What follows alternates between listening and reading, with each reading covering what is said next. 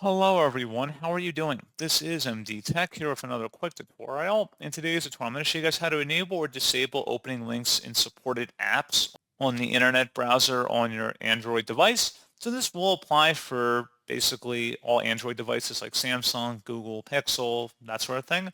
So this should hopefully be a pretty straightforward process. And without further ado, let's go ahead and jump straight into it. So all you have to do on your home screen is just swipe up and select the settings button.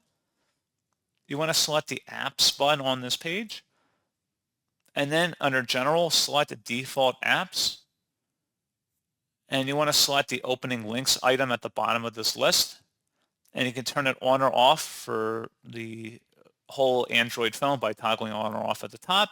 But you can also go underneath installed apps and make those modifications on an app level basis as well. So you can turn that feature on or off by opening up verified links within that app. So that's pretty much all you would have to do at this point, and that's pretty much it. So as always, thank you guys for watching this brief tutorial. I do hope that I was able to help you out, and I do look forward to catching you all in the next tutorial. Goodbye.